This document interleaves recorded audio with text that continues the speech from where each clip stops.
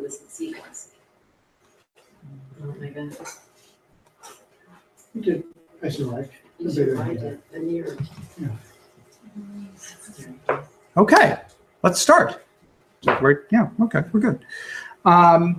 My name's Paul Roberts, and we're here today to talk about online scams and cybercrime. This is a presentation. I think Don might be the only one who's seen parts of this presentation, which I gave at the Senior Center in January, I think earlier this year. But I've updated it. I put in some stuff on Equifax, and I've also made it available online. And I will make this link available to you guys as well. So that link, that Google shortened link, which is goo.gl, and then those slash and then 8OV, capital N, capital A, B, that will bring you to a copy on Google Slides of this very presentation. So I'll let you all copy that down, and you can download it, view it for yourself at home. Hi.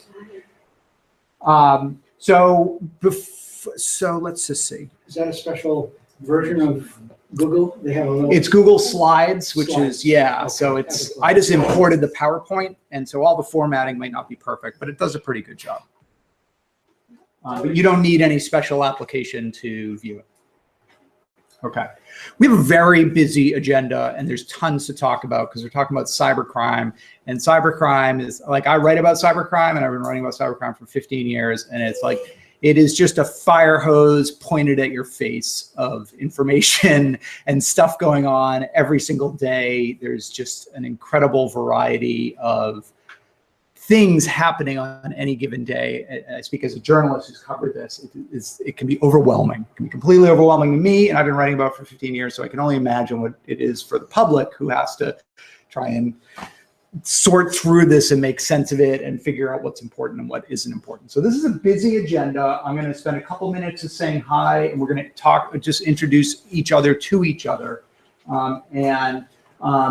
Then we're going to, I want to deal with Equifax up top, just because I know many of you have concerns about that. And also because it's not strictly, it is a cybercrime story, but it's not a cybercrime story that involves you guys doing anything wrong. You're completely victims in all this. You didn't do anything, but you've been caught up in it, as have 143 million other people. And so we're going to talk about what happened, and also, more importantly, as consumers, what you can do to protect yourself. And I just get that out of the way because it doesn't really bear on most of the other stuff we're going to talk.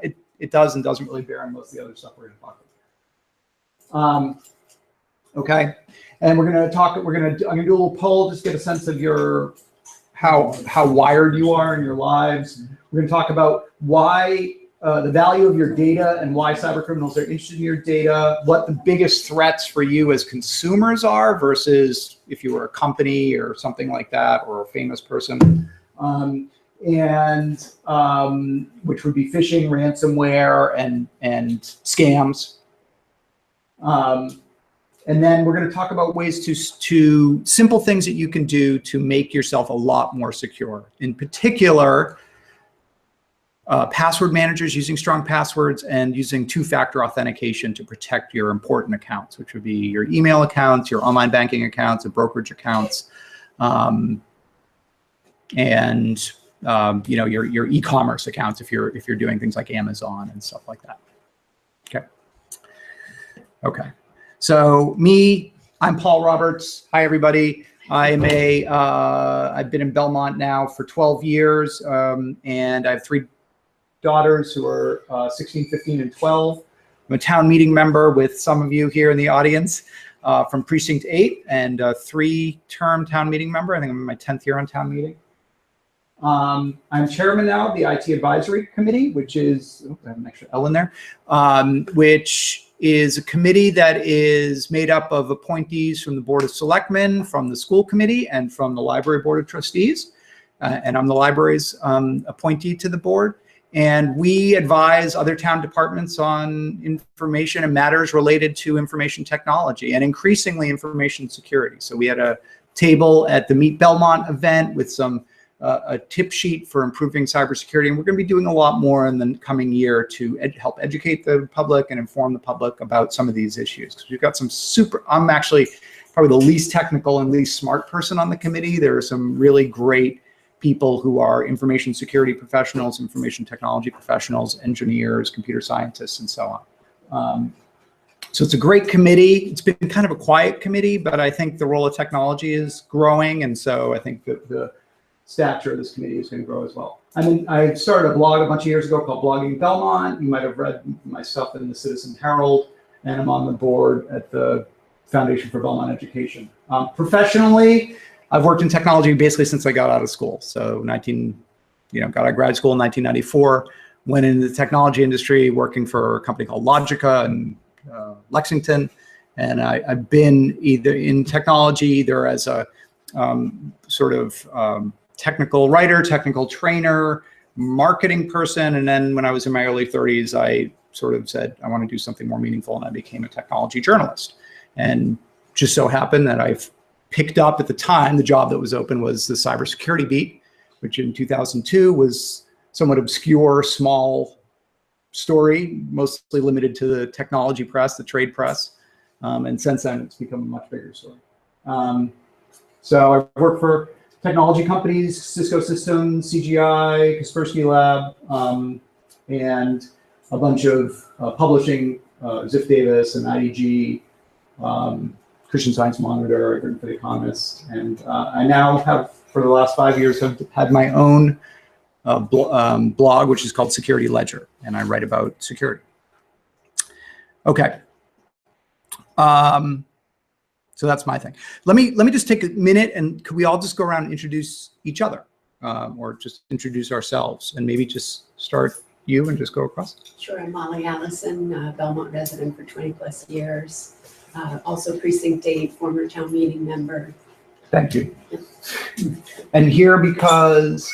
I started to log on to the Equifax site. And Yes. they told me I may have been affected, Yeah. so I wanted to kind of know what, what I might do. Okay. Primarily mine. Okay, good. Yes. I'm Gracie McLean. I've been in town since 1992. Town meeting member, precinct 1 for probably 16, 17 years. Thank you. I actually am coming because of the Equifax thing, but also because just yesterday I got a virus pop up that said, we're going to delete your hard drive. It's like Coop Face or something. Oh, Coop Face? Yeah. Oh, yep. And of course, I just ignored it and went on with my life. Nothing happened. But so you got the thing that popped up. oh, this is Apple. You've been affected, And you just dismissed it. And I dismissed it. Good. Yeah, that's the right thing to do. But I mean, It's really confusing, but if you had actually clicked, okay, help me take care of this problem, that would have been installing the virus. So you did the right thing, which is just to dismiss that message. Yeah. Good. Okay, so also just run-of-the-mill consumer cybersecurity concerns. Yeah. Yes, sir. David Roddy, 48 years in Belmont, and Newcomer. strictly lay people. Yes. Solid Macintosh, Good. and just do a lot of email and a lot of correspondence, but no games, no movies. Okay. Anything like that. Okay. Your lovely wife. From Mercia, we've been here for 47 years. 47. But it seems like just And I'm just interested in the security of the internet. Yes. And whether or not having McAfee helps. Yes. The antivirus programs. Yeah. Mm-hmm. Mm-hmm. Okay. I'm Don We'll talk about Garcia, Cross Street, and you're 47 years, Town meeting member, precinct 8, 29 years. traffic advisory committee, Traffic Advisory, Energy Committee, man about town. and a few others that I haven't. Yes, Yes. Bob Gallant, longtime resident of Belmont. I Hi, Bob. forget how many years, it's been so long. I'm a Mac user, and mostly I have curiosity as to this statement that appears many times that Macs are invulnerable, et cetera. And I have a piece of software that detects errors. Every time it detects something, it says .exe. So I Yeah. figure it's somebody else's problem. Yeah. It's on. It's a Windows thing. Yeah. Uh-huh. And then the Equifax thing, I have I've been on endless phone conversations with them, tried to get their so-called free. Did you go to the website and? Yes, right up. Well, I've been as far as getting that I will soon get an email that allows me to access.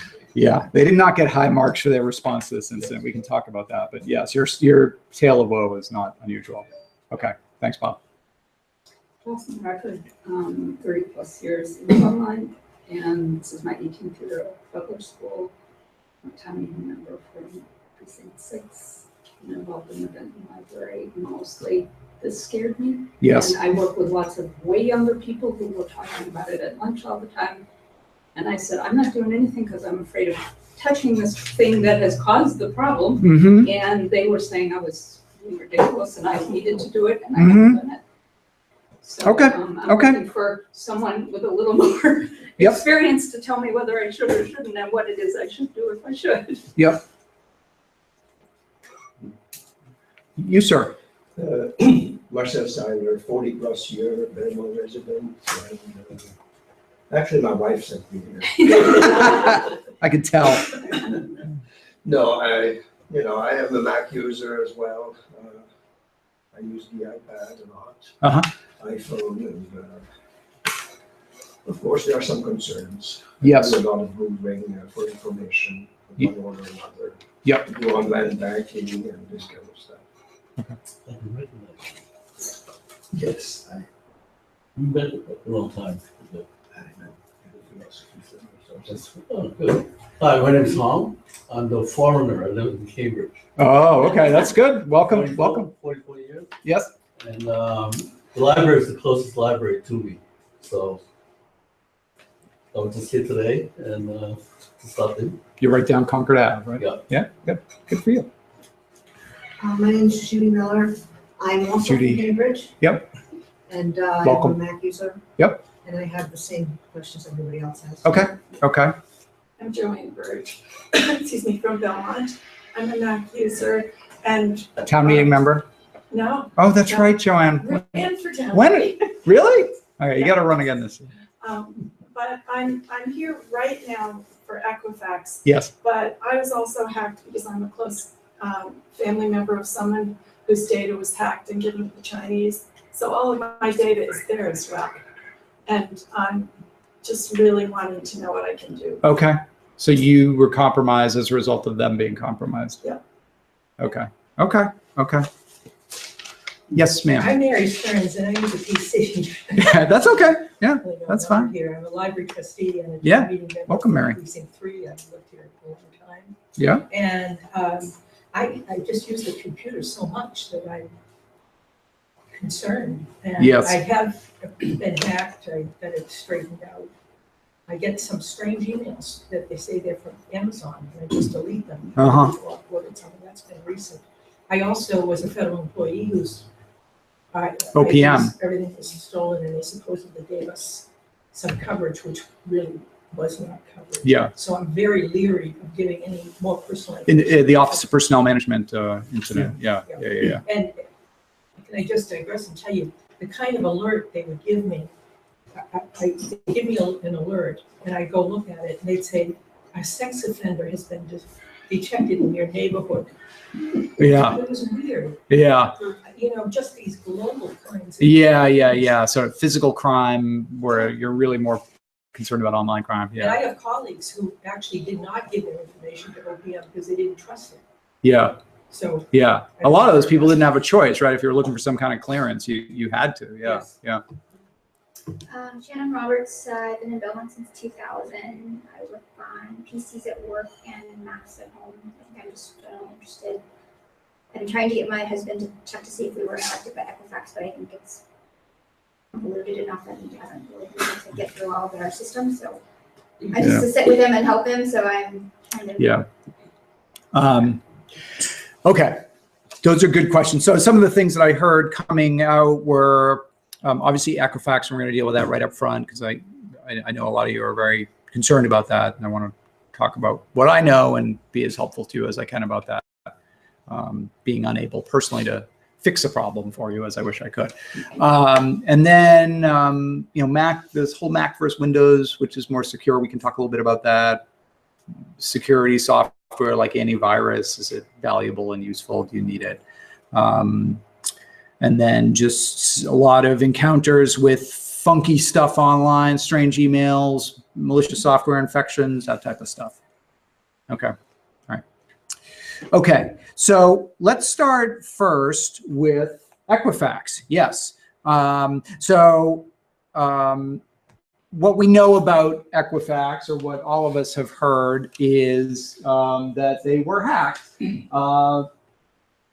probably back in the April-May time frame. The timeline is not totally clear, but it seems likely that it was back then. 140 data on 143 million people was stolen. Most of them U.S. residents, not all. 500,000 or so in Canada, 500,000 or so in Great Britain, but almost all American.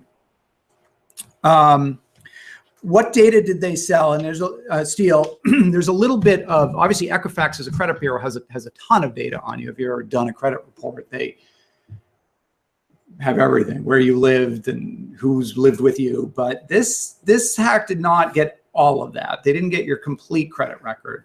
What they got were names, social security numbers, birth dates, the address info, and for a small number of the 143 million, around 200,000 credit card numbers, and for a similar number, dispute documents. So this would be people who had complaints or disputes with stuff that was on their credit report that they were trying to get removed, and may have sent some additional corroborating documents into Equifax to resolve those disputes. Around 200,000 of those people had that information stolen as well. So Equifax did set up a website, which some of you have probably visited. It's equifaxsecurity2017.com, which, if you didn't know any better, you would think is a total scam domain because it just looks funny, but it's actually the appropriate domain for people who have questions about the incident that Equifax set up. Will you send us your slides? Yes, in fact, they are. If I will. I have them online at that address, but I will. If you want to write it down, you can.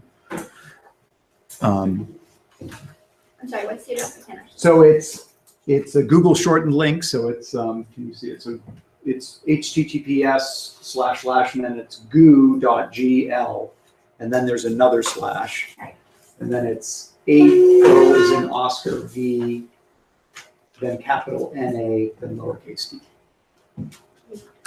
And that is this whole presentation as a Google presentation. So they set up a website that has information about it. Mostly it seems to be filled with apologies these days. But you can check and see if your data was compromised by typing in a little bit of your personal information, your last name, I think the last 4 of your social, and they'll tell you if you were part of the breach. But it's 143 million people. So I think even if you haven't checked to see if you're part of the breach, you should just assume that you're part of the breach. It's 143 million people. And so there are 300 million people in this country, but a lot of those people are children and minors. So, you know, chances are your information's in there. You should certainly proceed as if it were. How did they do this? Again, this is not, if you're a victim of this, you didn't do anything wrong. Equifax has your data just like TransUnion and Experian and all the other credit rating agencies do, just by virtue of the fact that you have lines of credit and do banking and, you know, rent apartments and do all the things that all of us do. And they collect that data and use it to develop a profile of you and how creditworthy you are. So the hackers in this case exploited a software hole in a website, a web application that Equifax maintained that was used, I think, primarily for support, for handling support issues with consumers. And it used a open source software package called Apache Struts, which is a very common software package. there was a known security hole in it that Equifax did not patch. So the security hole was disclosed in March, and Equifax was hacked probably around 2 or 3 months later and had not applied the patch. And then it took them another 2 or 3 months to figure out that they were hacked, during which time the attackers had access to their network and this data, or at least parts of their network. So this was a case of them not keeping their doors and windows locked, basically, from a software perspective. Who's behind it and why did this happen? We don't actually know. There's an ongoing investigation by the FBI. They have a firm called Mandiant that's a very well-known incident response and forensics, cyber forensics firm that is helping them to analyze what happened. Speaking kind of as a cybersecurity reporter, what I'm hearing is it was probably some kind of a nation state-backed attack, which would mean probably these days North Korea, China, Russia, or Iran. And similar to the attack on Office of Personnel Management and the attack on Anthem Healthcare, it's part of a pattern of attacks in which foreign actors seem to be just developing profiles, getting data to develop profiles of Americans. And it might just be that they've got a few thousand Americans who they're particularly interested in, and they're just casting a wide net and getting their data along with hundreds of millions of other people, and they'll figure out how to use it later. It's unclear what their eventual intention is. It could also be so it's not clear if they're looking for specific individuals or broader attack. Office Personnel Management almost certainly was geared towards people who are, working undercover for the U.S. government, people who are belong to the intelligence services, people who are in the military, and so on. This is a little less clear. Anthem Healthcare, same thing. They do a lot of work with government agencies, so people thought maybe that's actually the population they're interested in. It's a little less clear, but again, it could just be casting a wide net.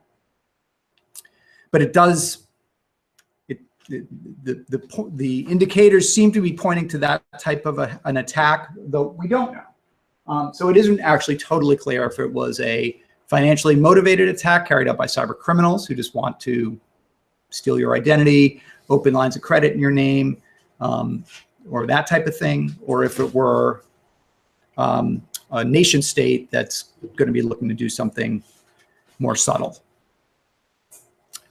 Impersonate you, use your information to gain access to some sensitive network. Who knows? Some of this data has appeared for sale on the cyber underground. The people behind it have displayed, the credit report for Kim Kardashian and I forget who else, some other famous person, just as proof of we did it and we've got the data. She loves the publicity. Her credit rating's not that high. I mean, for someone who's worth $500 million, she is like a 650 or something. I don't know what, she's not paying her bills on time. I was surprised by that. Okay, so that's the who's behind it, what's it all about. Again, as consumers, as individuals, all of that is above your pay grade. I mean, if it's the North Koreans, okay, what am I supposed to do about that? Nothing. There's nothing you can do. What you can do is just try and do, cross your T's and dot your I's in terms of protecting yourself and your family from the fallout of this. It's not clear there's been any fallout yet. It's not clear any of this data has been used to try and set up phony lines of credit or so on. I don't know about you, I got a lot of calls in the immediate wake of this to my home phone that were talking about, oh, we want to verify the line of credit you open. I think there were a lot of scammers who were using the attention that it was getting. Like my wife got one where they were like, oh, we wanted to verify the line of credit that you open. And she's like, I don't know what you're talking about. And they're like, oh, could you just tell us the last 4 of your social security? And she was like, no, but I think there That doesn't necessarily mean it's linked to the attack, but there were maybe other fraudsters who were using notoriety about the attack to actually try and get sensitive information out of you, knowing that everybody has this kind of heightened state of awareness of this incident. So the biggest threat, though, obviously is identity theft. So somebody taking birth date, social security number, address, and using it to try and impersonate you, open a bank account, open a line of credit, that type of thing. There's a somewhat lesser concern about using some of this information to maybe get into an account by, you know, sometimes if you forgot your password, they'll send you those challenge response questions. You know, what was your mother's maiden name, or where do you grow up? Most of those now don't ask anything as simple as what they would have stolen, but there is some possibility that some of this information might be useful in a situation like that, where they're just trying to engineer their way into your account without a password. But again, I think the biggest concern is really identity theft. So what to do? So you want to, and I kind of looked around as I was putting this together and trying to get a consensus of what the advice was. And the advice is really that you want to lock down your credit report, to make it, to either make it so that you are aware of when people are trying to open a line of credit in your name. I mean, this is actually good hygiene, even if Equifax hadn't happened. But this is prompting a lot of people to go to this level. So the first option for doing, so there are three main credit agencies: Equifax, Experian, and TransUnion. And there's one other whose name I forget, it starts with an I, but I can't remember the name of it. But these are the three main ones, and they do not seemingly share data. So you actually do need to go to each one individually and do the same thing, which is irritating, but just the case. They're independent companies and they don't work together. So the first option is a fraud alert. This is kind of the lightest touch option. And basically, if lenders want to do a credit inquiry on you, it basically is just saying to them, I have been a victim of identity theft. And if you want to do a credit inquiry on me, you first have to verify that you're dealing with me personally. So they would need to contact you either by phone or in writing, and ask you to verify your identity before this. So it's kind of introducing an additional hitch in the process of getting a new line of credit opened or bank account opened or something like that. That's the fraud alert. They're free. You can do it at all three agencies. Doesn't cost you anything. Just go on. You won't have to usually set up an account. You can just say, you know, same last name, last four of the social security. Do you want to do a fraud alert? Check yes, and that's it. The limitations, generally these only last for about 90 days. You can keep renewing them, but otherwise they have a 90-day time limit. There is a way to do an extended fraud alert, which will actually last for 7 years. But you might have to do a little bit more fishing around on the site for that option. So that's a light touch. Steve, you know why they limit it to 90 days? It's ridiculous. I don't. I mean, I don't know if that's by law or that they're required to do it by 90 days, or if it's just, you know, these companies all compete against each other. So whether one of them adopted that and the others just followed suit and they've all just settled on that as the period, I do not know. It doesn't make sense. That seems like a really short period of time. But conversely, 7 years seems like a really long period of time. Maybe they want to compromise and have a 2 or 3 year option, but that's the way it is right now. The second option is the credit. Well, there are really only two options. The other one is a credit freeze. These are also free, although depending on whether it's Experian, TransUnion, there may be fees if you want to unfreeze and then freeze again. So initially it's free to implement the freeze, but there may be hidden costs down the road of, you know, whatever, $10 or something. Yes. I heard that the state has to do with the charges, so maybe some states don't. I don't know what Massachusetts. It varies by state whether they are allowed to charge you, and I don't know what Massachusetts law is, although my guess is it is free for Massachusetts residents, but I can't I don't know that for sure. Generally, so this is just stops. Oh, sorry, that's my computer. This just stops creditors from being able to access your credit report. So if you were to go to Jordan's Furniture, let's say, and wanted to buy a piece of furniture on the 60-month layaway plan, Jordan went to open a line of credit, they would say to you, we can't access your credit report. We're being denied. But on the other hand, if somebody fraudulent is trying to open a bogus credit line in your name, they're going to get stopped as well. So it's a very thorough response to the problem. Generally, these credit agencies are going to give you a little security pin that you can use to access this freeze. And so for Jordan's, you could say, okay, I'm buying this couch today. I'm going to unfreeze my credit freeze, go buy the couch, and then get home. I'm going to implement it again. So I'm going to, and you just use a pin to do that. And again, varies, but generally a free option. And the third option is basically also a freeze, but they call it a credit lock. And it's just, these generally you pay for. This is a service you generally pay for with the credit bureaus. It basically just makes it easier to flip that freeze on and off. You can go to their website and there's a lock icon and you can click it and unlock it and so on and so forth. So it's basically a credit freeze, but a more user-friendly credit freeze. I would say which one of these, I think any of these are better than none. What you decide to do probably is going to depend a little bit on, what you really think your needs are going to be in the 6 months or year or 2 years ahead. So, if you think you're going to be wanting to get new credit cards or, I went to,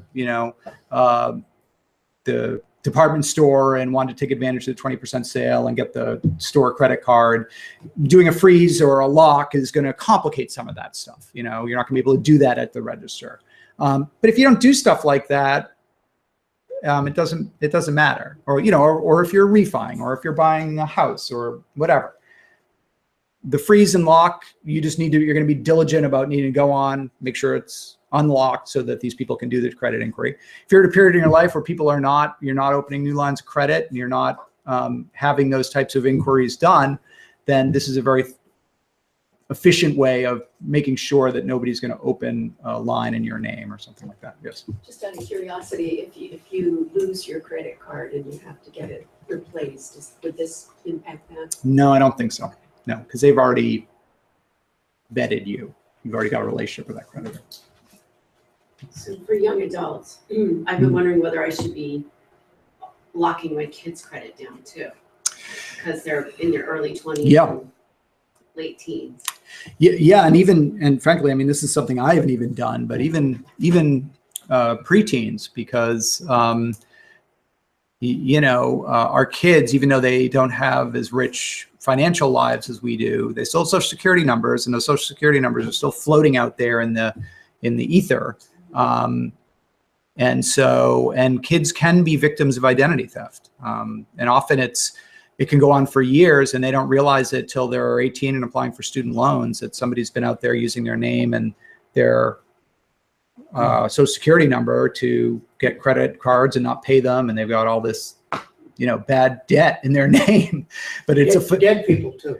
And dead people too. Yes. Yeah. Babies and dead people and everyone in between. So I would say certainly if they're in their 20s, yes, because they're adults now. And I would say even if you've got teenagers, and again, I'm giving you advice that I haven't even followed myself, that it's probably worth setting up an account for them and locking their credit down too, because there's certainly no reason they should be out. Teenagers, opening up credit lines. So any activity on their names is just inherently suspicious. Yeah, Joanne. Is there anything hidden, like if you decide to change a mobile phone company and you're not asking for credit, but do they need to? Yeah, that might be right. So switching mobile providers. My guess is, in fact, I'm almost certain they're doing a credit inquiry as their, because that might affect what plan they offer you, or if they're giving you, if you're buying the phone on layaway, which is how most of the plans work, they're going to do a credit check. Is there anything else that might be hidden that we wouldn't think about? Probably. I mean, I think if you look on, certainly you can go on Experian or Equifax or TransUnion and look at your credit report and look at who's done inquiries on you over the last year or two.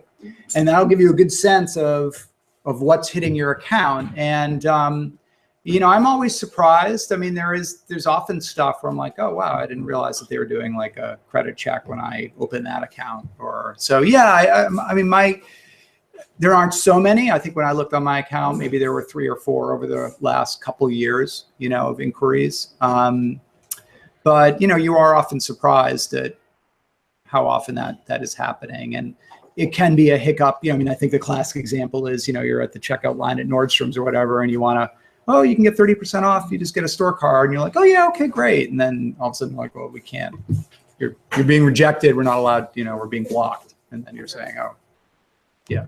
So it's like that type of convenience thing, but there's a security payoff. So. How is it that you can check to see whether who's checked your credit? So we go to so Experian, TransUnion, or Equifax, their website, and you can look up your credit report. So actually you, by law, are entitled to a free copy of your credit report, I think once a year. There's a single site that you can go to do all 3. I forget what the link is. Yes. It's a government site, I think, as well, where they'll give it to you. But you can also just go on the credit bureaus, and you can view it then, and they'll show you what your credit score is, and I think they'll show you who has made inquiries.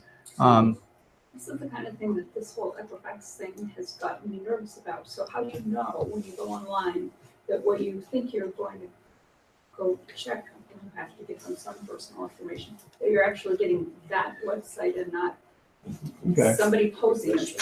Okay, so that's a really good question. So let's go to Experian, right? Okay, so when you go to a website, you see this is the address bar in the browser, right? You see all this green text here? Experian Information Solutions Inc., US, and then it's in green. Okay, most browsers, in fact, all browsers now, recognize what are called extended validation certificates. So this means that a company, and we can click on that link and see, Symantec or what's called a certificate authority, has verified the identity of the company, okay? And that that the information you're sending back and forth is secure. You see, it's a secure connection. So they're using an encryption technology to scramble the data as it goes from your computer up through to the cloud, to their systems, and then back to your computer. All that data, if you were to insert yourself in that stream, you would not be able to see any actual data. Your social security number, your credit card number would just be random digits, encrypted, okay? And so these extended validation certs, so the companies that have gone through the extra step of saying, we are Experian, and I've done this for my own websites, and the company will say, well, you need to send us, your tax, not your tax documents, but your, the legal documents that founded your company, and we need to call you and talk to you and verify that you are who you say you are. And so there's a whole human process of verifying the identity of the company. And then they'll give you one of these extended validation certs, okay? And so you can know, and if we go to TransUnion, it'll say the same thing. Can I interrupt right there? Back to the experience. Yes, it's free, but then it's $19.99. And once you start that program, it automatically shows on in your bills in the future. And so even that much of a commitment locks you in, and they're very for what? It's free for 30 days, but they've got your information, and they'll just automatically, unless you default, unless you say no, they'll extended. Oh, yeah. Yeah, there are a lot of. Yeah, so these are right. So these are businesses, and like any business, they're going to try and they're required by law to offer a free credit report, Right. but they're going to try their damnedest to steer you into the $9.99 a month credit monitoring. Not that that's a bad thing, but you always want to be conscious of when you're signing up for a premium service when you could be getting it for free. And you can't get out sometimes. Well, you can always get it. I mean, you Yeah. can call them and say, I want to stop this service. Right. Yeah. But So, yes. To follow on that, I think AAA has a free service Yes. for the. A lot of people do. So I'm a Costco member. Costco has a deal with Identity Guard that offers where you get a discount on this service called Identity Guard. And actually, I think Costco might have switched to a different provider now, but I got it through Costco, and you would get a discount on membership. And they do both. So you can access all of your credit reports from all three credit agencies, and then you can also like type in your credit card numbers and stuff, and they'll tell you if there's unusual activity, and they'll monitor a whole bunch of different variables, and then they'll send you alerts. So I occasionally will get things will pop up on my cell phone saying, oh, there's unusual activity on your credit card, or oh, somebody is doing a credit inquiry on you. Are you aware of that? You'll be like, either, oh yeah, I just went to, whatever and got a credit card. So that's what that is. Or you'll say, oh no, what's that all about? So there are, but AAA, a lot of different companies will have either deals with one of these agencies or some other provider to do One this. is free. Is it? Yes. Yeah, so that's a good one. Yeah. Yeah, AARP, I'm sure, has a deal with a similar provider. Yes. A couple of questions. I had Yeah, just go to this. a cousin of mine who had an identity stolen twice, Yeah. and he was advised to keep the amount of your credit availability down to 10,000 or less, and then nobody's going to want to steal that card as much as if you got a 15 or 20. Oh, that's interesting. Which, and another, The only problem with that is it can adversely affect your credit rating, because your credit rating is often if you're using a credit card but you've got a low balance, every month you're using 80% of your available credit limit, that's going to negatively impact your credit rating. in our case, we pay it every month, whatever. Yeah, no, but even if you do, even if you pay it off every month, the fact that you used 80% of the available limit will send your credit rating down. The other experience I've had, it's happened to me 2 or 3 times. If I do something out of the ordinary, Yes. I get a phone call. Yes, from the credit card company. Credit card. Yeah. I'm Yeah. out of state when I'm buying gas and they wouldn't take my credit card. Yeah, or go to Canada. A lot of people have you try and use your ATM card up in Canada, and When they don't I like was it. in Florida, the first time I went to Florida, the Yeah. card wouldn't Won't work. work. But after that, Yep. they knew exactly what my habits were. And they Sure. accepted them. Yeah, yeah, because they're using fraud analytics. So they're saying, Don Mercier does 95% of everything within 10 square miles of Belmont, Massachusetts. All of a sudden he shows up in Florida. That's not right. If I order something for $6,000 or $7,000, which we don't run up that much on a single purchase. Yeah, same we get a thing. call. Yeah, yep. I learned, we go to Arizona in the winter, Mhm. drive, Mhm. and I learned many years ago that you have to call them first Mm-hmm. and tell them, I am traveling, I will be here, and I will be there at X time. Yes. And otherwise, you're in the middle of the desert and you can't buy gas. Yep. So that was how Right, I- because they look at that and they say, oh, somebody stole your credit card, hit the road, and now they're shopping here, here, here, here, here. I Right. thought that was a very good thing. Yeah. Paul, beyond this validation certificate, going back to the question about So- how do I know I'm in the right place? Yes. Are there any other tips for making sure you're not in some kind of bad phishing website, if you know what I mean? I mean, generally, so we'll talk about this in a second, but generally, with phishing attacks, they're generally reaching out to you. So what I would say is your antenna should be up if you're getting the email saying, oh, come to Experian or come to TransUnion. Here's the link. Click on this link and log in, right? You can't, really good phishing sites, they're not going to have this. They're not going to have, oh, we've got the extended validation cert for Experian. But they could be encrypted. So if it's funny, I look at TransUnion, they don't have the extended validation cert, which is crazy, right?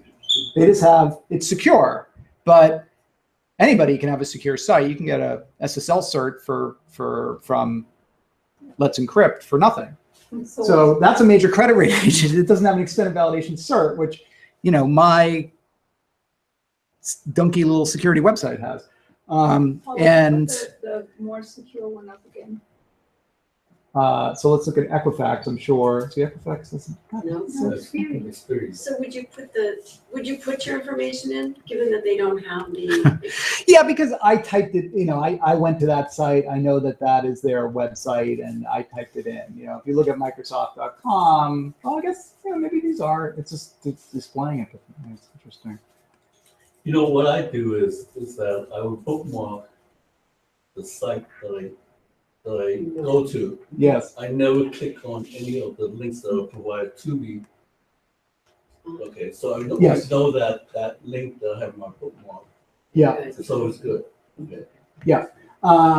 So this would be one, and I would say, you know, type in the domain yourself, point your browser there rather than letting somebody send you an email and say, come to us. So that's kind of security 101. Right. Particularly I for use sites like phishing this. inappropriately. I think sometimes I've been browsing the web looking for something, and I Yes. get to something.com. Mhm. Really, what I want is something.gov, Mm-hmm. and it's very easy to kind of Right. So fraudsters will like- do all kinds of stuff. They'll do, they'll do Experian.com and put put a 1 in there, you know, and Exactly. do what's called domain squatting, and more subtle stuff than that. So yeah, you can't tell just by looking at it. Some of the most dangerous things you can do are kind of Googling around, like you're trying to solve a problem, you're Googling and searching for a whole bunch of stuff, and something comes up in search results and you just click on it. You know, that, and I do it myself, and then sometimes you're like, whoa, where the hell did that take me? I wasn't even looking. So that's kind of can be risky behavior. Definitely with stuff like your bank, your brokerage, you know, health insurance, doctor, you know, this type of stuff.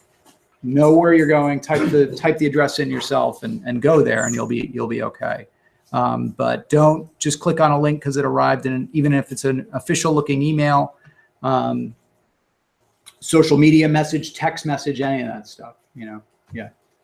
Can I back up a second? Yep, So Gretchen. we were talking about the purchasing of this, like secure, is it credit monitoring that you're paying for? You know, $20 a month or $10 a month or free if it's AAA, or is it, and do you have to do it for each particular? So the credit monitoring are generally, so no, what we were talking about before was like the credit lock, which is just, this is my information that you're holding. I don't want creditors to just be able to pull my credit report. I want you to lock it down. So they offer that as a courtesy to customers. It's not something you have to pay for. So credit monitoring, where looking at unusual transactions, patterns of behavior, that's generally a premium service that these places offer. But is is that what you're getting with the free AAA? Is that what you're getting with their $20 a month, or is that a separate I think thing that we're talking I don't know what the AAA service It's is. a fraud alert. It's just it's a fraud alert. Okay, yeah. Well, which can be credit monitoring, so that can be I haven't had any problem yeah. with any problem in general, so Yeah. I don't know. Most of these services will break down what they're offering, and it will be some combination of things like access to all 3 credit reports and your credit rating, fraud alerts on, you know, if you give us your bank account numbers, your credit card numbers, or just your name and social or whatever, we'll alert you if something funky's going on. And then maybe services like this kind of lock feature as well. So different vendors and different providers, all of these 3 bureaus offer these services themselves.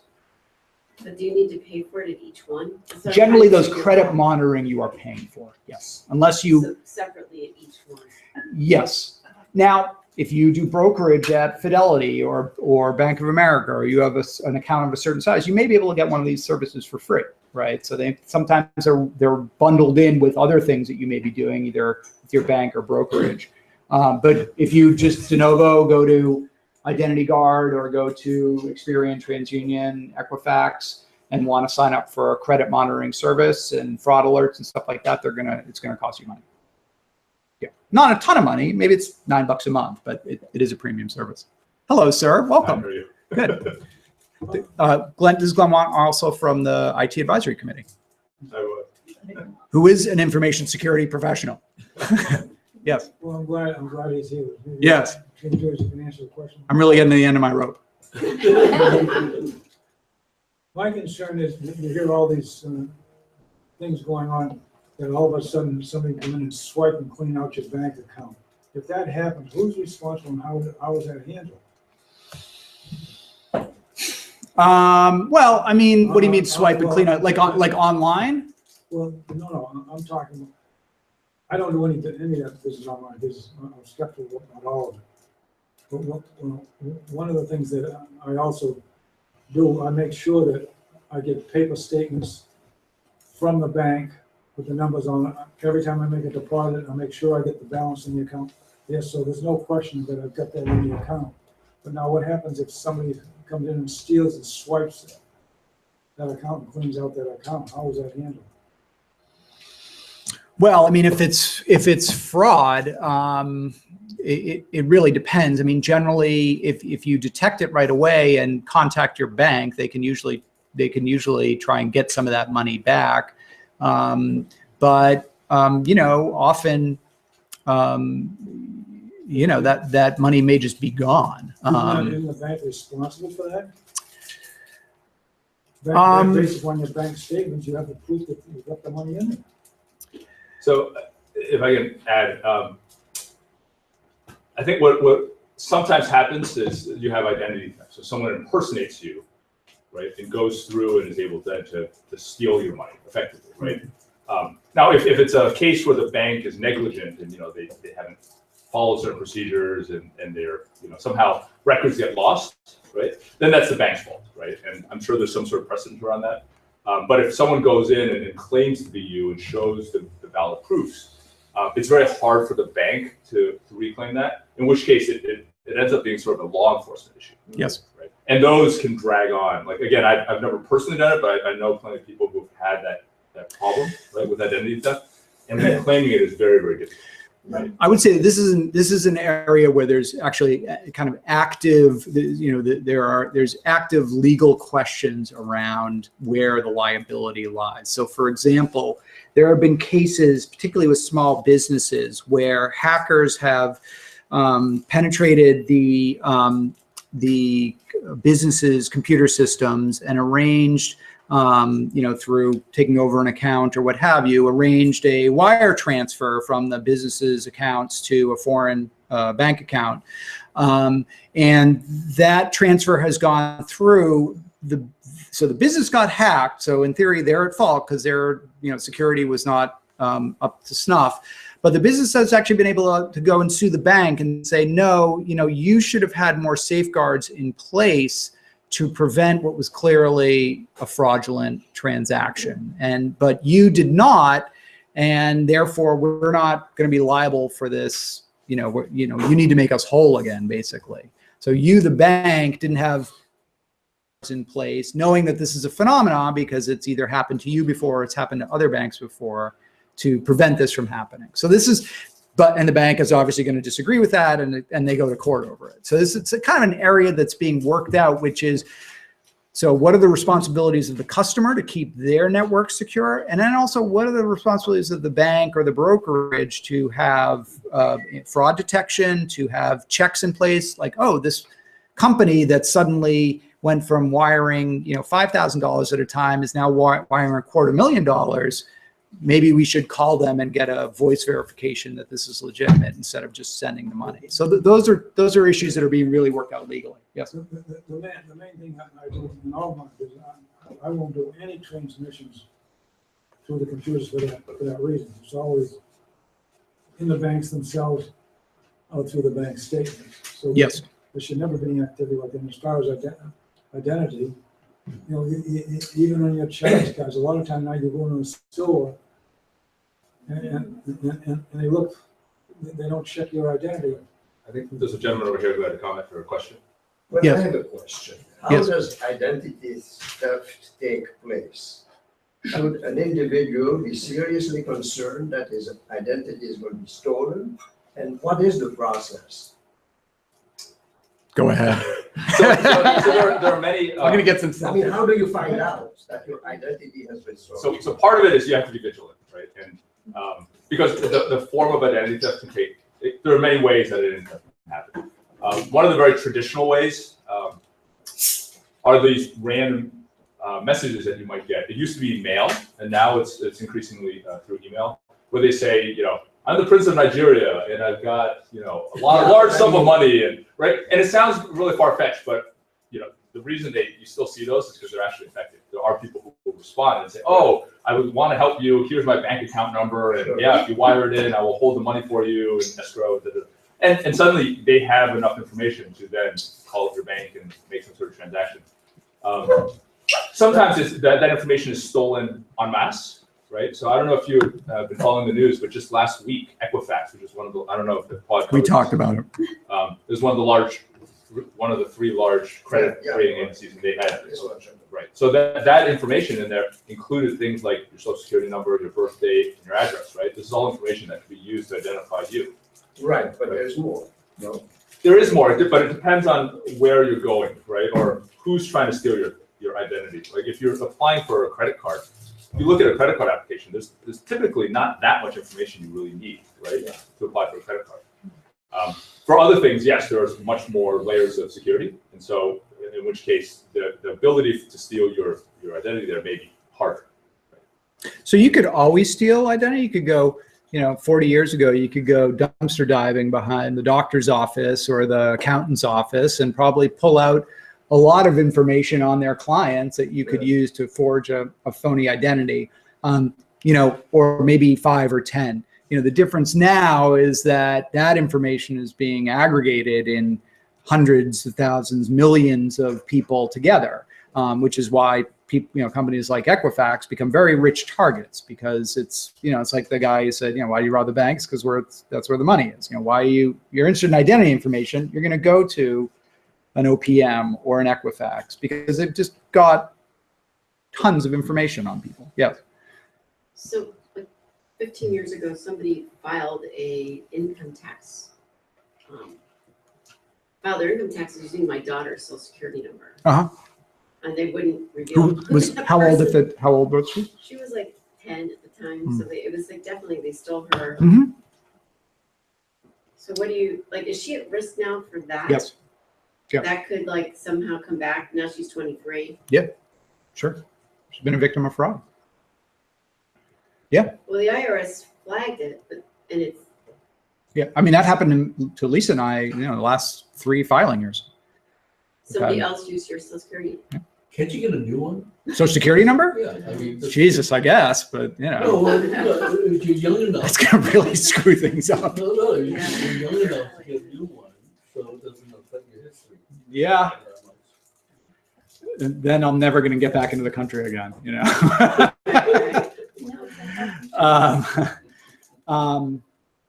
Yes, last 3 filing years. Yep. So, and you know, I've talked to a bunch of other people who've had that happen to them as well. So yeah, it's you know, because the IRS had a very easy to defeat self-filing system where you could, if you knew the person's name and address, you could answer a couple boneheaded questions about them and get into their account. The IRS would auto-populate the return with the last year's information, and then they would just go through and change the address for the refund check, change the numbers so that they would get a refund. And you know, they weren't able to complete the return either time because the IRS sort of said, at least was savvy enough to say, we don't have all the information we need, or something seems funny here.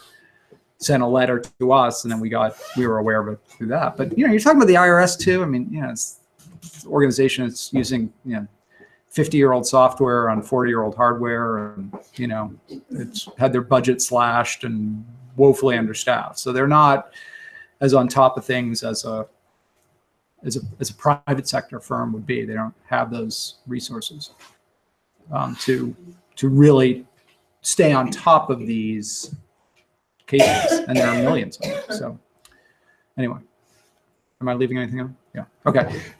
So I think the identity theft question is, it's a really common one. When we're talking about identity theft, we're really talking about somebody impersonating you, usually with some kind of profit in mind. Some of the common myths, if I'm not on my computer, I can't be victimized. There are bad neighborhoods that I can avoid, that, I can steer around. I don't have anything that's worth stealing. This website looks like it's professionally done, and so therefore it's trustworthy. These are all kind of habits of thought that can get us into trouble. So if you're a target, why?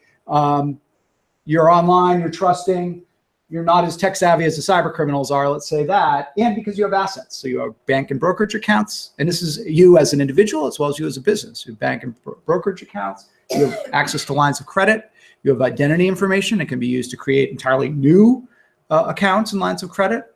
And so this is what they're after. They want, they're after money or data that can be turned into money. So what data are they interested in?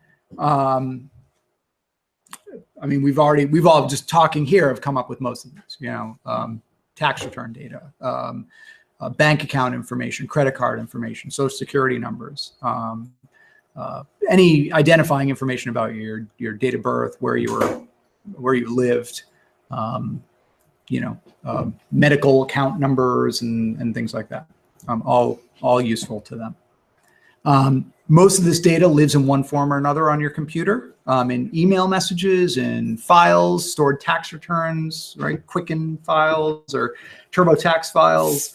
It's all on your computer. I want to talk about really email as an account, an asset that you have that you probably don't think that much about or think is inherently valuable, but actually is hugely valuable to cyber criminals for a bunch of different reasons. And most people, I think, are like, oh, whatever. They get to read my letters, emails to my kids, or they can send out emails in my name. Who cares? But there's a huge amount of valuable information that's resides in your email account, unless you're extremely good about culling your emails, which most people aren't. I'm not.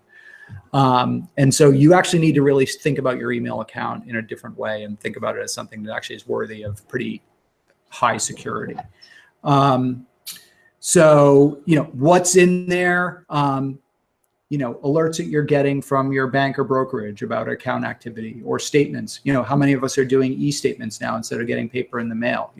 Banks and brokerages are really encouraging us to do that to stop killing trees, but that's winding up in our inbox. We're generally not deleting that information. That's a statement that a cyber criminal, if they get access to your email, they have access to. So now they know where you do your banking or your trade stocks. You're getting stuff from your doctors. You're getting stuff from credit card companies, right? All this stuff is ending up in your inbox. And an attacker who goes in there, and this actually happened to somebody in my at Temple Bethel, where they got into their inbox, compromised the account, were able to log in as the user, and then started up an email conversation with that person. Went through, figured out where they did their brokerage, started up an email conversation with their broker from this account, arranging to, sell huge portion of their portfolio, and presumably they were going to then have it wired to an account that they control. The broker was suspicious enough by this exchange that they actually phoned the account holder and said, I just wanted to talk with you about these trades that we've been talking about, and they were like, I don't even know what you're talking about. And that's what had gone on. So you need to think of email differently. This is a great graphic that a security writer, Brian Krebs, put together. You know, sort of think about this as like the chop shop. Remember in the old days, like they'd steal your car and they'd take it to a chop shop and take out all the useful parts, the airbag and the engine, and just dismantle it and resell it. A similar thing happens now with online assets like email or compromised or stolen computers. And for email, it's, first of all, your contacts, access to like these days, like cloud drives, like Dropbox, software license keys, work docs, if they're interested. So these companies that are victims of espionage, right, from foreign competitors, for example. Email, like Glenn, your company deals with this all the time. Email is a great way in, and you're going to get access to a huge, not only the content of those emails, but also the social graph of the company, the hierarchy of the company that you can then use to craft very convincing spear phishing emails yourself, or even impersonate the email account holder, right? So that information, if you're working in a company. Photos, call records, access to accounts. And for everybody who's got an online account at a bank or a brokerage and you forgot your password, what are they going to do? They're going to send the new password to email, right? So once you have access to the email account, you can now reset their password, unless you've got, again, which we're going to talk about, two-factor authentication or something else set up. You can reset their password for any of their accounts. And you'll figure out what accounts they have by looking through their email. So, and then obviously, as we said, bank account. So that's how it works. That's how cyber criminals kind of think about this. They're very, they're profit motivated, and they look at, it's like using every part of the cow. They're going to get access to your email account. They're smart. They'll figure out every different way to make use of the data that's in there, and they'll think about it in an integrated way. It's similar for compromised but PCs, and this isn't, people aren't going to walk into your office and walk out with this thing under their arm. We're talking about getting onto your computer probably through malicious software that you've accidentally downloaded or installed. Glenn could talk about this as well. These days, you probably hear a lot about ransomware, right? Which is when they get access to your computer and then encrypt everything. The guy who takes care of this building on the weekends told us that he had his computer ransomed and he couldn't get anything back, and he just had to kind of kiss his photos of his kids and stuff goodbye. But malware will get on and it'll basically encrypt everything on your hard drive and ask you for payment in order to get your data back. And sometimes you pay them and you get your data back. Sometimes you pay them and you don't get your data back. But that's how the scam works, and it's an incredibly profitable business for cyber criminals.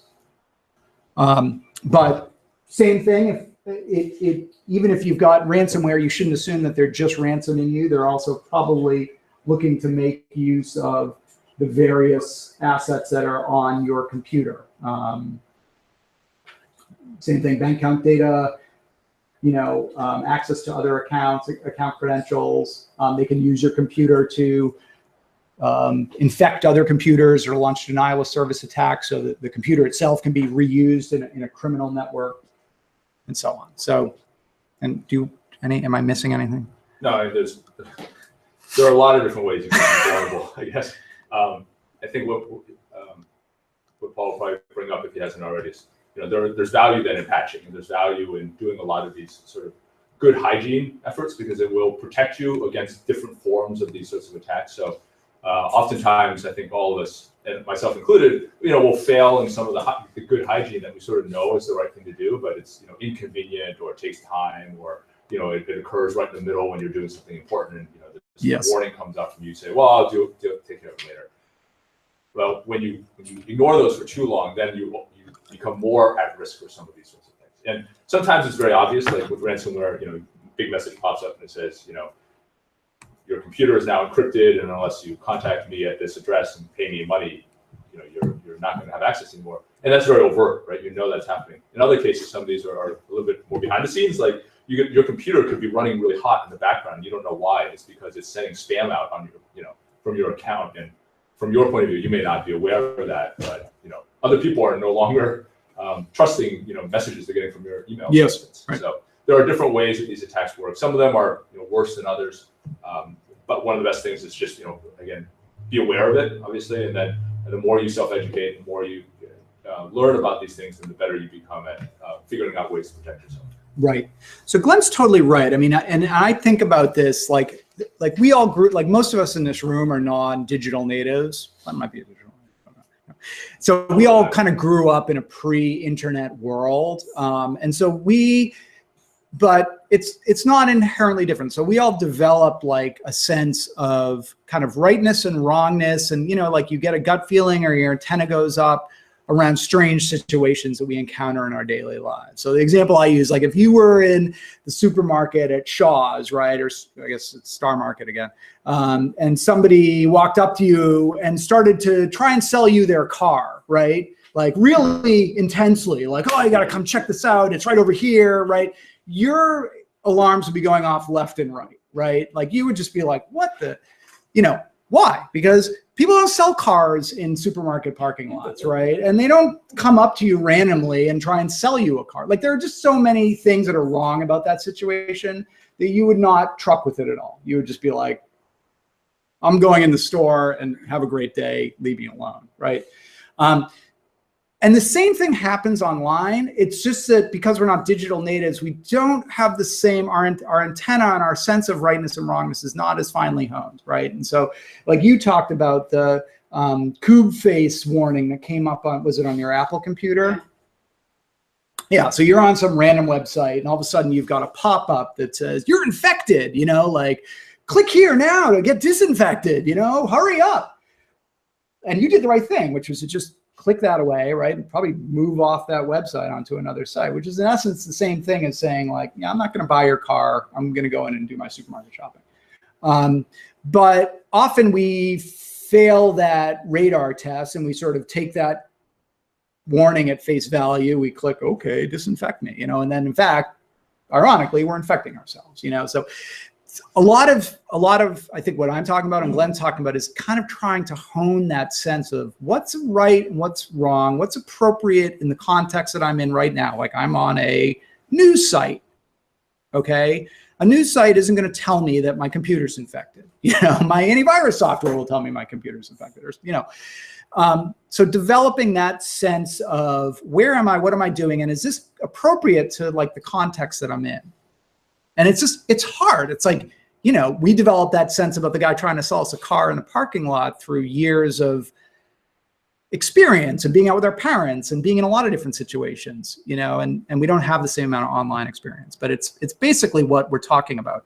So of the three common types of threats, I talk about, we've talked about some of them, state-sponsored, there's hacktivism, the one we really care about mostly as consumers are financially motivated threats, right? So these are what we really are concerned about is criminals trying to get our information to make money. And I think, generally, and this is probably an overgeneralization, but, most, and you could help with this, but I think generally what we're talking about, and I think our stories sort of support this, is we're talking about things that are coming to us, not necessarily places we've gone ourselves, but things that are coming to us in an email message, in a social media message, these days maybe by text message on a phone or through our phone.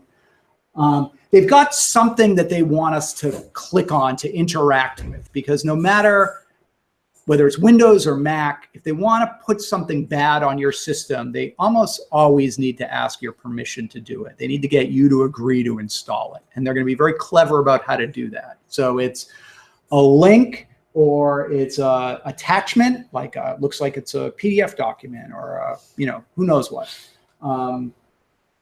Or, oh, this is the funniest video, check it out. They want you to click on something, take an action. And they're going to use like classic kind of pressure techniques. Your computer's infected, your account will be deleted. The emails you get, we're going to wire $1 million out of your bank account if you don't, click on this link and tell us not to. So they'll use pressure techniques like that. And again, that's just your antenna going up and being like, I'm being pressured right now to try and to do something. And that should make you aware. At the end of the day, often what's happening is you've got some kind of malicious software placed on your computer. These days, often it's ransomware because again, it's got a very direct path to the criminals getting paid. But it could be other stuff as well. It could, like Glenn said, it could be software that is enlisting your computer in a huge network of other infected computers. It could be something that is, they have very specific types of banking Trojans that are going to be quiet until you go to your bank's website. And then they're programmed to say, oh, Don just went to, bankofamerica.com. Now we're going to become active.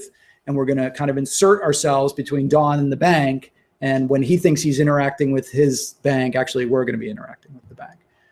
So there are programs like that, banking Trojans that are very sophisticated and are all about kind of getting money out of your bank account.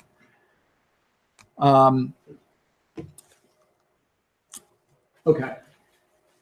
And the other two kind of things I think to talk about phishing and ransomware. We talked a little bit about ransomware. So I think phishing is sort of, I want to talk about phishing because I think it's kind of the common thread, the common element in many, if not most, online attacks. And the thing that you really, when I'm talking about developing that sense and threat awareness, phishing is really what you're trying to make yourself aware of.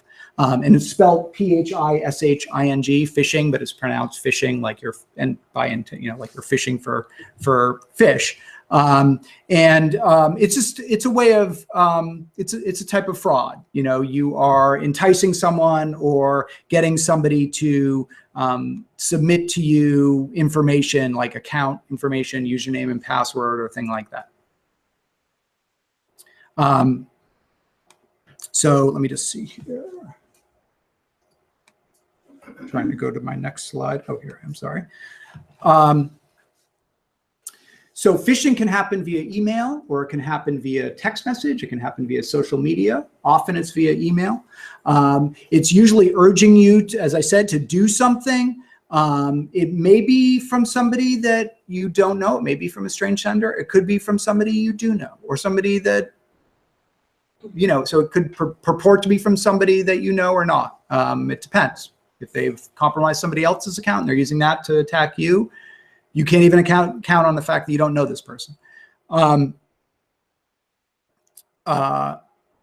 it's going to be enticing you to visit some site that purports to be a legitimate site, but that there are reasons to believe is not. So for example, you got a message, an email from Belmont Savings Bank, right? That had the Belmont Savings Bank logo, but then it's sending you to this email, this web address that either or you can go online and check, like, yeah, that's not Belmont Savings Bank's website. That's, it's probably not going to be called BSB scam site, but maybe it'll be Belmont Savings 2017 or Belmont Savings for you or something like that.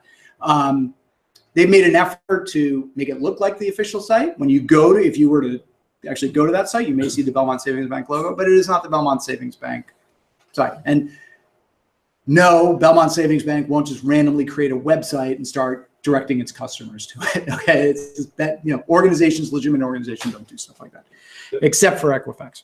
Well, so just as a practical hint for the kind of fraud, if you will, that Paul's suggesting. If you do see a message and it says something about, let's say, your bank or some sort of institution that you do trust, but you don't know if the message itself is trustworthy. One way you can actually check is, and maybe it's saying like you are eligible for some sort of a deal or whatever. You see the message and then you just go directly to the site, but not using the link. Yes. Right. Yes. You know what that site should be. Now I'm going to go to bankofamerica.com and sort of check out whatever it is. And if you don't see it, then there's a high likelihood that it's not correlated. Right. Don't just reply to them and be like, is this legitimate? Because then the cyber criminal will go like, yes, it is. I mean, they're just like, they're not dumb. Often, even though there are very sophisticated phishing emails and you cannot count on the fact that there are going to be spelling or grammar errors or just stuff that seems funky to you, in my experience, often there are. And certainly if there are, that's a major red flag to you that this is probably not a legitimate business correspondence. So I have an example right here of a phishing email that's up there. I don't know if you can read it. So this one says, hello, as part of our security measures, we regularly screen activity in the Facebook system. We recently contacted you after noticing an issue on your account. our system detected unusual copyrights activity linked to your Facebook account. Please follow below, spelled with 2 L's, to fill the copyright law form, right? So, you're getting this. This is apropos of nothing. You have no idea what it's about. They're sending you to a link. The link looks legitimate. Here's the link. If you don't fill it in, your account will be blocked. So they're making threats. And then, Facebook copyrights department, right? So it seems silly, but, stuff like that is, going to end up in your inbox frequently. And then, so that link may say facebook.com, but actually that may not be where it's going to send you to. So that's the other thing to realize. If you kind of, if you mouse over a link, you can see, and does everyone know this trick in your browser, right? That you can see where a link is pointing to. Let me just bring up. So for example, as I link over, let me try and do something. Okay, here's an example. If I link over that, and you look down here in this bottom part, right, it'll tell you where that link points to, okay? So this link could say anything. It could say I'm going to santaclaus.com, but actually when I put my mouse over it, it's going to tell me where it points to, okay? Phishing scams use that all the time, okay? Do that once more. Sure. So this is just a little piece of, this is a hyperlink right there within the text, and this could be in an email message or something. And it says live streaming events. When I just put my cursor over it without clicking, down in the bottom, okay, it's going to tell me where it points to, which is youtube.com, my live events. And so back to this example here. 1 second, sorry. Right, in this sample phishing message, so they could have a link here that says, oh, this is a link to facebook.com, but if you were to click on that link within the message, it may not take you to facebook.com at all. And what you would want to do is to sort of, hold your, if you even cared to spend as much time as this with this phony baloney email, but if you did and you moused over that, you would see, where that link is pointing to, okay? Glenn, am I missing anything? No. Okay. So here's another one.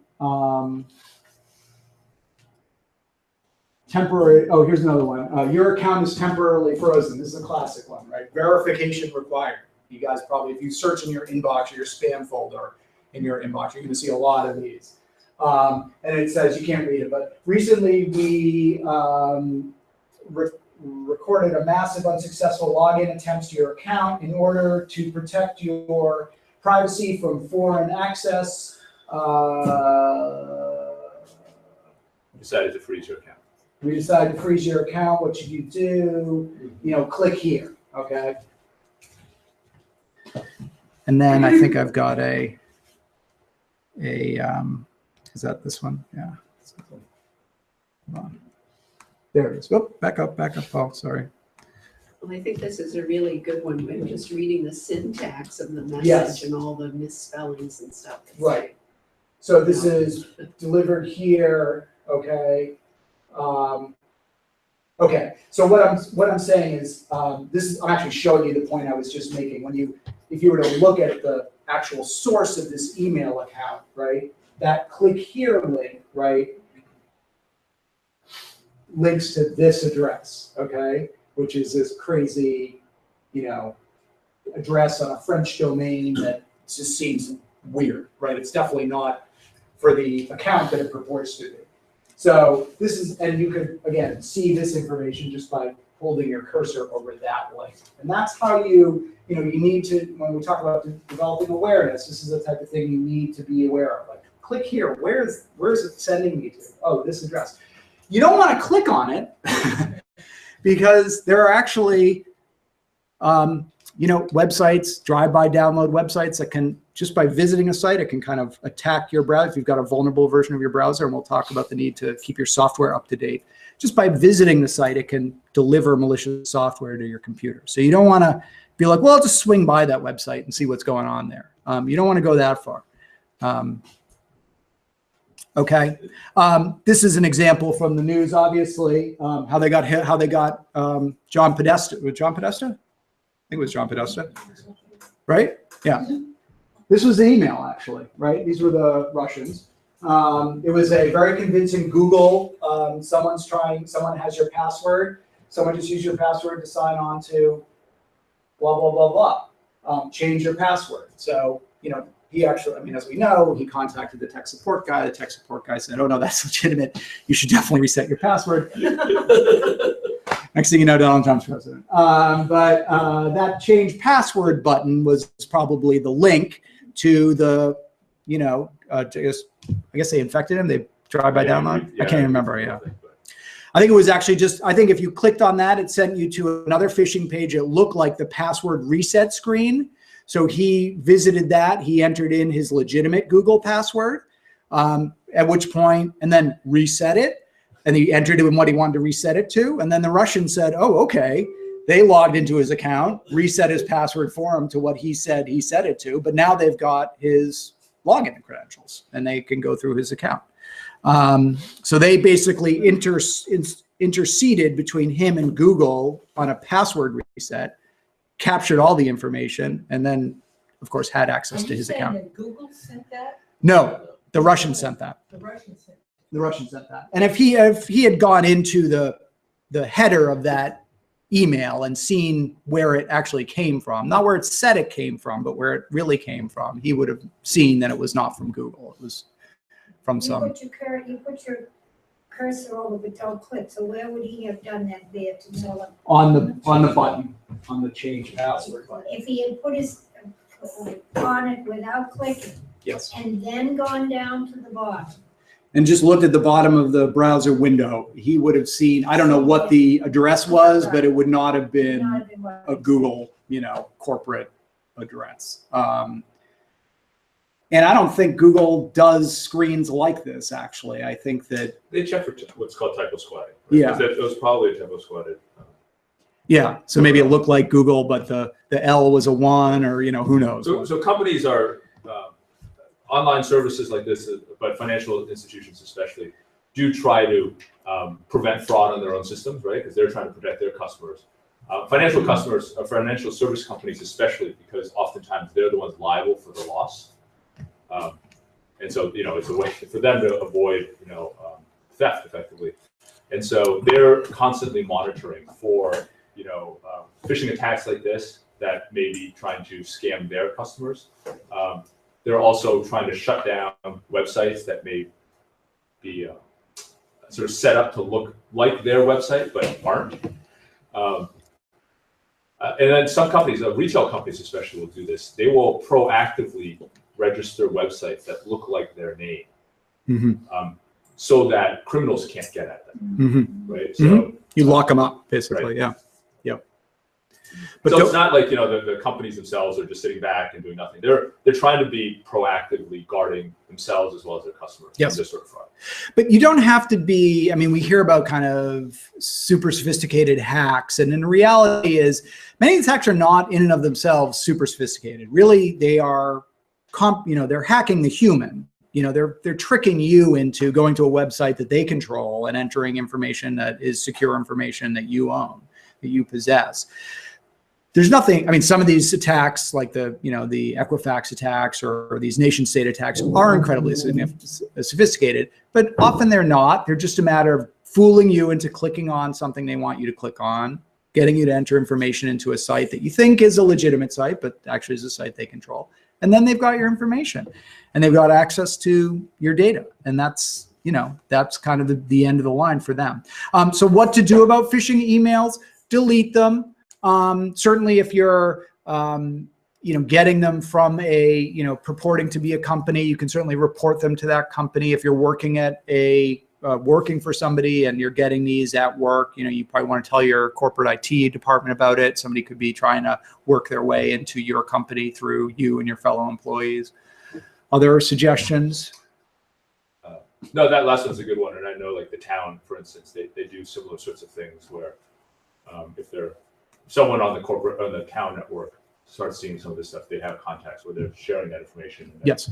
letting the rest of the employees know this is something you may have seen recently or may see soon, and it's illegitimate. So, part of this is just education and making sure people are aware. It is. And in fact, the town actually has hired a company to help them just with phishing, not by necessarily blocking phishing emails, although they try and do that, but it's impossible to do it in every case, really by training town employees to just be more savvy about these types of messages, when to spot, how to spot them, and what not to do when you get one, which is click on stuff. So a lot of it just comes down to education.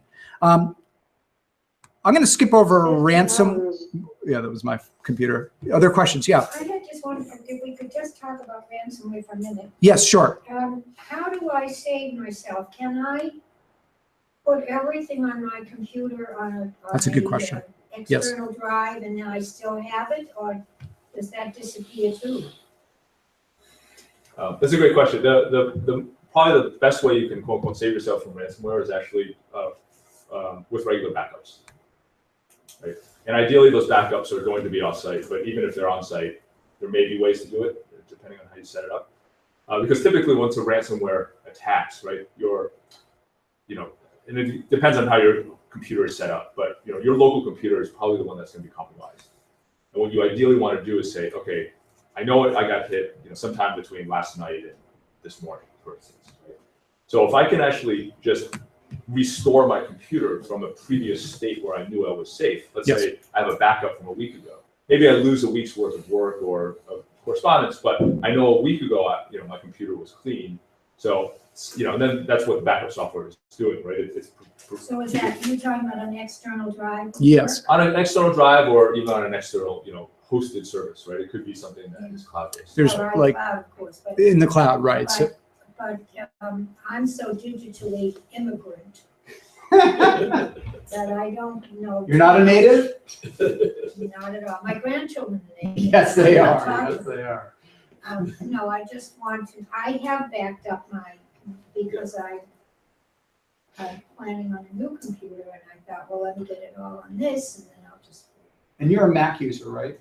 Yeah. Okay, so Mac, so it's really, Is that bad? the removable, no. The removable drives that you can get at Staples or Best Buy or Costco, you can get 2 terabyte drive now for probably $60, or there's USB, you plug them in. Yes. Mac has a built-in program, comes with your Mac called Time Machine. And if you just go to the search bar up in Mac, you can actually, here, I'll show you. How did you know I was a Mac? You said you were. I did know. No, I think you did. Oh, when you clicked on his link that he sent you. Yeah. And your social security number is. So if you just go up, on your Mac desktop, right, you can see up here, there's a little, way up at the top of the screen, there's a little, You can't quite see it. you can't see it, but up there, see the little search bar? Yeah. Okay, and Time type in Machine. Time Machine. Yeah. It'll bring up the link to Time Machine on your computer. You just double click on that and it'll open it. It's a really great backup software that's just part of the OS X operating system. And if you plug in that USB drive, it'll see it and be like, oh, you want to back up all your data to that? You just say, yeah, and then it'll do it periodically thereafter. And if you don't have your USB drive plugged in, which you should not probably leave it plugged in, it'll nag at you that it's been 5 days since you've done a backup, and it'll do it for you. So then when the ransomware criminals come to me, I can say. You can say, keep the data, I'm going to restore my machine and get rid of the ransomware. Yes. So the problem is you want to do the backup and then unplug the drive, because actually the ransomware is smart about looking and seeing what else is connected to your machine. So if you leave it connected, they'll encrypt that too. So you do want to unplug it. And that's where the cloud can sometimes, like Mozy or backup services like that, can be more useful. Yes. You're talking about these devices you plug in. Yes. We put a lot of stuff on regular disc, which you people probably consider old-fashioned now. Like a DVD? Like a DVD. Uh-huh. That's another way of backing up. You just pull it out and nobody can grab it. Mhm. Right one and just plug it back. Just like that little device. What's that little device? The USB drive, the thumb drive. Yeah. No, that's fine. Yeah, using a DVD is actually pretty good. They're both the Yes, same. Joanne. They both still run. When I got, about 5 or 6 years ago, I thought it was called, Time Machine. It's a separate thing. I'm a Mac user, and I have a separate thing that's been automatically backing up. Yes. So what you probably bought was, I think, what's called Time Capsule. Yeah. So it's both a router and a hard drive. So it's providing your Wi-Fi. Ah. It's also a hard drive. Yeah. And it's where your backup is going to. Is that safe? Yeah, it's fine. Yeah. Can you use that with a PC? I don't know if you can. I'm not sure. When they do ransomware, do they actually have access to it as well, or are they just encrypting it and they don't have access to the actual files? So They're encrypting the files on your drive. I mean, I think generally, you can, it's probably optimistic to think that they're just encrypting your data and not doing anything else with it, like stealing it before they encrypt it. It could be the case that they aren't, that it's just a smash and grab job. They go in, they encrypt it, and then they wait for you to pay them. It could be that they're making a copy of the data and sifting through it for anything interesting and then encrypting it. So you don't know. I know in the healthcare field, they are telling hospitals that, if you've got ransomware, then that is a HIPAA violation. You violated. You should assume that the patient data has been exposed. Whether that's actually the case, you don't know. But it's not good. You've got malicious software on your computer, and you don't know exactly what happened prior to it getting encrypted. does that make you more prone to a second attack if you've been attacked once? I would say probably yes. I mean, certainly if you can trace that attack back to some discrete, like, oh yeah, I clicked on this link and then bam, I got the ransomware screen, then it's a little easier to say, okay, well, I'm going to assume that I was not compromised before that and then compromised after that. If it just came out of nowhere, apropos of nothing, and you don't know exactly when the infection happened, the ransomware does not always immediately pop up. Some of it lies resident for a while and then activates. So it's hard to know. Yes. Where does this, if you use this Mac Time Machine, and where Yes. does that backup information go? Can go wherever you point it to. USB drive, network attached storage, if you've got one of those things in your house. So it's just reminding you that you need to do it? Well, Time Machine is like a backup manager, so it's just a very sophisticated. But if you're doing it to an external drive, Uh-huh. you have to have your drive plugged in. You do. Remind you and then. It will pop a little reminder up on your screen saying, hey, you haven't backed up, like it does that to me. I haven't backed up in 5 days. And it's just like, oh yeah, okay. You plug it in and then it takes care of the rest. Similar if you were backing up to another server on your home network or something like that. It would give you the same warning, like you haven't backed up much. So yeah. Are tablets as vulnerable as the computer? They are vulnerable. My experience with them is not as high, but there are certainly lots of vulnerabilities. The Android ecosystem is a little bit more at risk than the iOS ecosystem, probably because Apple screens most all of the applications that you can download to their app store. That's one of the benefits, if you will, of using the app stores.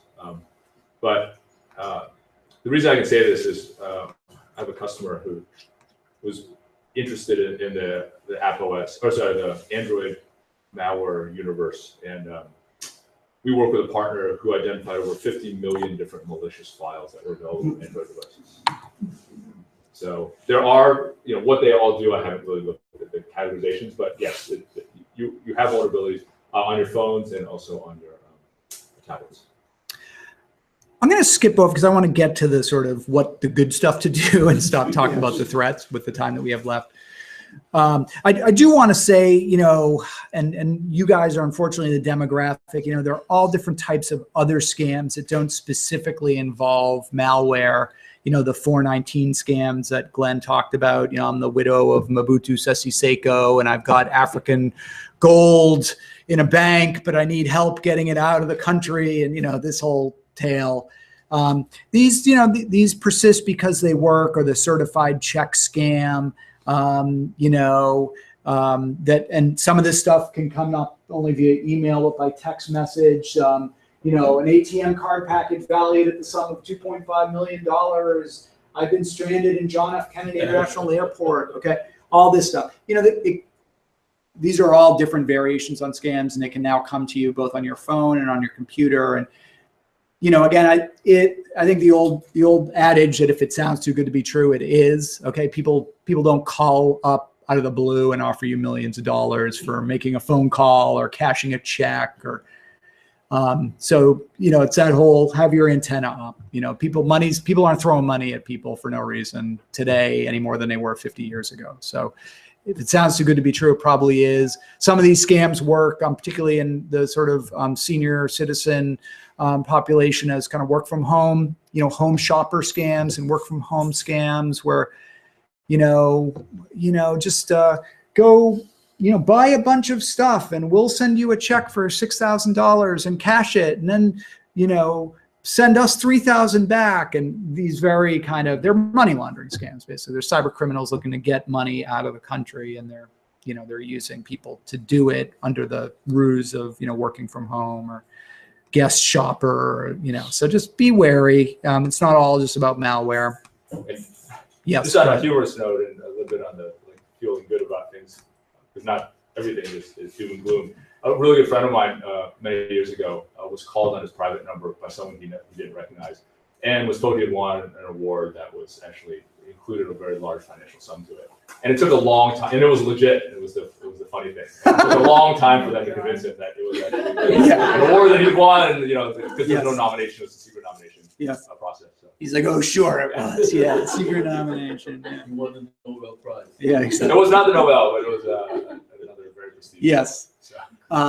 It's good to be paranoid. A common one are the support, Microsoft support scams that go by phone these days. Oh, I'm calling from Microsoft support, and I think your computer, our systems show that your computer's infected, and then they'll get you to go onto your computer and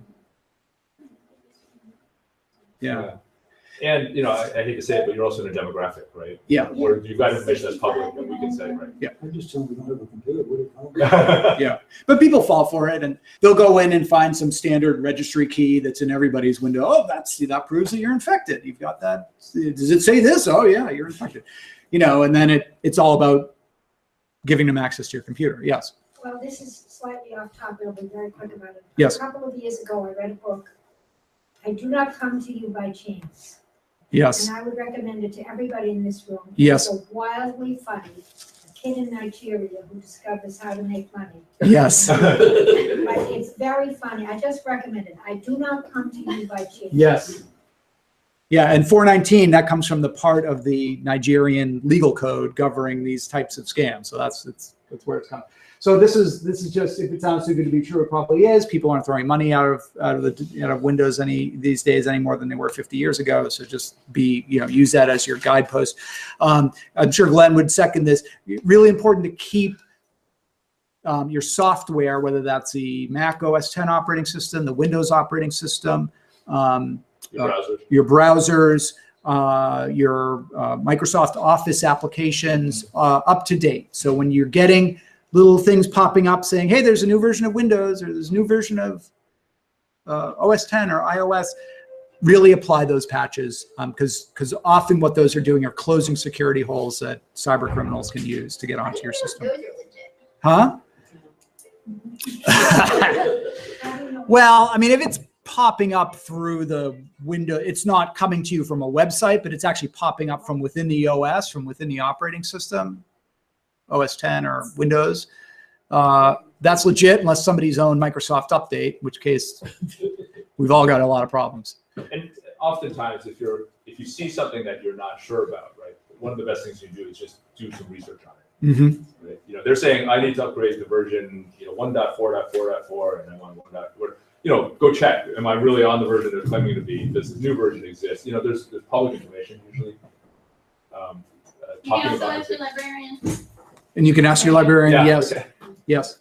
Yeah. Google is your friend. I think that's one of my tips at one point, which is, and this is a sort of digital native versus non-digital. Like kids automatically just Google stuff; they don't know it, and And I know because my dad's 83 and my mom's 78. I mean, my mom's totally technophobic. She doesn't use technology at all. My dad actually still works and uses his computer for his work. But he doesn't think to just Google it. Dad, like, is there a new Microsoft Windows update? You know, like a couple Google searches will tell you like, oh yeah, they just come out with, 1.4.4.1. And, just doesn't need to, you don't need to go to a specific site. Just type your query into Google and you'll probably get some useful information back. Yes. So so my computer's always saying, do you want to enable automatic updates? Yes. And the answer to that is yes. Yes. Okay, so just yes. Just yes. Yes. Okay. Yes. Yeah. And you're like, well, doesn't that make me more? It's just like, listen, like, just make your life simple. It's the easiest way to get updates to your computer as soon as they're available and streamline it for you. It's going to be one less thing to do. So yes. And then, there are a variety. I mean, Java is like less of a thing now than it used to be, but and same thing with Flash from Adobe is kind of being end of life. But if any of these things are coming up on your computer, these not only the operating systems, but these other software that's used to display stuff online or enable features on web pages, you should update those as well. Okay, strong passwords. Okay. So we talked about the value of your email account, how you need to think about, you need to think about your email as incredibly valuable, not just some useless online compendium of your writing.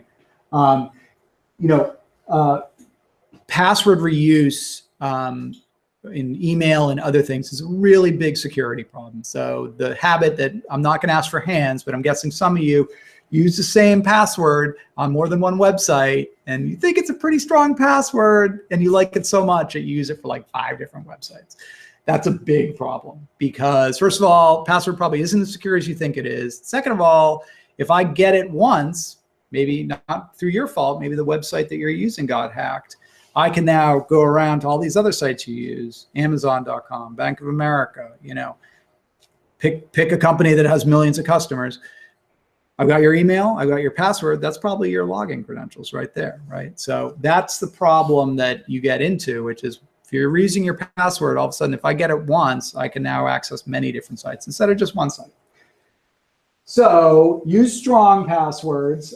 Think passphrase, not password. And some of the thinking on strong passwords is changing a little bit. But I think the general thing is, instead of trying to think of a word, think of actually a short sentence, maybe from a movie and maybe from, or a book that you like. It's going to be easier to remember and it's more secure by virtue of the fact that it's much longer. Yes, ma'am. Yes, I feel like someone recently told me that that's the most important part is the length. Yes. Because the way that it gets hacked, it's like you're doing like factorials, right? So the longer it is, the harder it is to get hacked. So it's more about like getting a long phrase in there than getting like the numbers, the characters, and whatnot. Right. So here are just some tips, right? Create an acronym from easy to remember information, could be personal information, a favorite hobby or sport, something that isn't easy to look up or find out about you. You can substitute numbers, symbols, and misspellings. It increases the entropy. I mean, it's not foolproof. It increases the randomness, or using a 4 for an A or a 3 for an E or something like that. As long as you can remember what it is that you're doing. So here's an example of my son's birthday is 12 December 2004. Turn that into an acronym of MSBI 12/December, 4, right?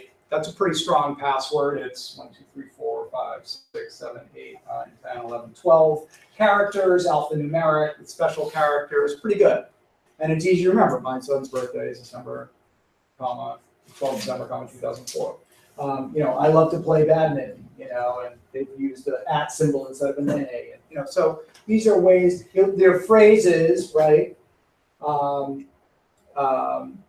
For Bank of America, BOA, MSBI 12, my Bank of America password is, this, Amazon password. So you're mixing it up a little bit. So those are ways if you're doing the method of trying to track all your passwords yourself and create unique passwords for each site. One thing I would suggest that's even easier and better is not trying to do that, because it's really hard to do. Because, okay, what's my acronym again? And, oh, did I use the @ symbol? Or, we've all got a lot of things to remember in our lives. So password managers, okay, there are a bunch of them. LastPass is the one I use. KeyPass, Dashlane, Sticky Password. If you just Google password managers, you'll get a whole bunch of links. What if they get hacked? That's actually a very legitimate question. It is. LastPass was hacked about a year ago. What? Yes. LastPass was hacked about a year ago. Yes. Yeah, so, So what I use is KeyPass. So it's on my PC. Right. Okay, and the file is encrypted on my PC. Yes. So Right. it's not online at all. It's not online. That's right. but then you need one password to get into it. Yeah, what is Master your password? Right. The master password to get into Right. the password data file. And then that's how you find out what your passwords are. So instead of having to remember 40 or 50 Yeah, different I can't do passwords, you can't do. Nobody can do that, right? I mean, our brains aren't designed to do that. You have one really strong password. You can remember one for the password manager. The password manager intermediates all the sites for you and fills in the credentials for you, or gives you the password for each site, and makes your life simple that way. I'm a big believer of Dashlane. I've had Have tremendous you? luck Okay. over years. Yes, over years. using Dashlane. How many people use password managers? I have a Yes. notebook.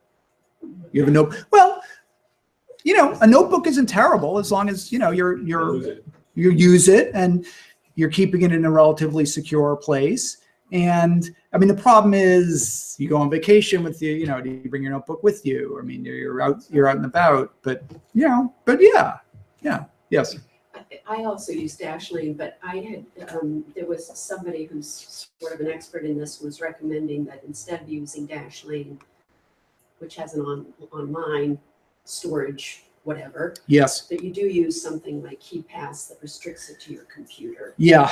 Also, KeyPass to run on a flash memory stick, Yes. so you don't need to install it Yeah. on.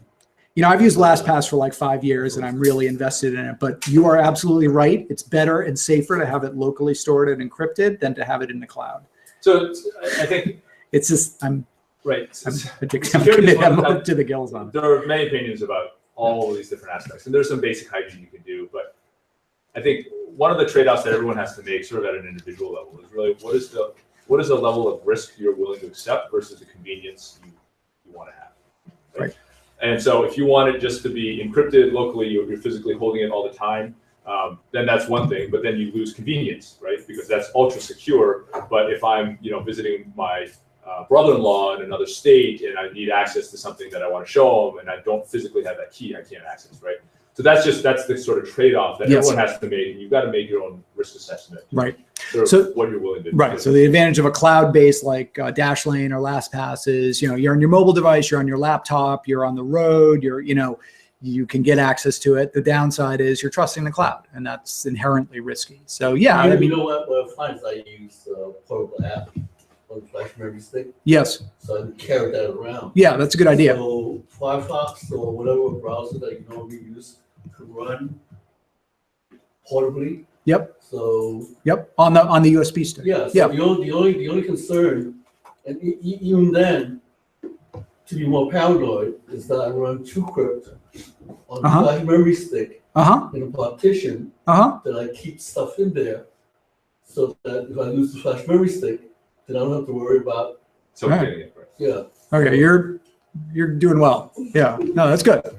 So I'll give you a funny example of how that system doesn't work in all cases, though, right?